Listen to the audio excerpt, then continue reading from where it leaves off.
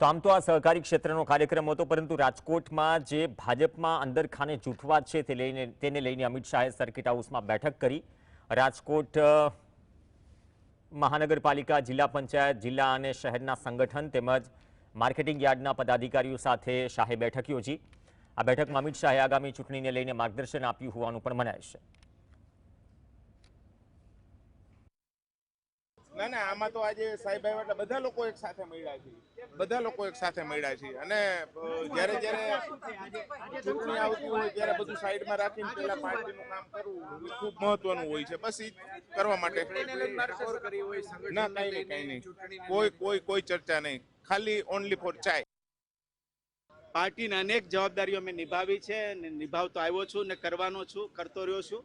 ત્યારે હવે ચૂંટણીઓ આવે છે ત્યારે એક આગેવાન તરીકે પણ હું મારી જવાબદારી સમજુ છું। ભાજપને જીતાડવો છે, કમળને જીત તો સૌ સાથે મળીને કામ કરવાના છે ને કરતા રહે।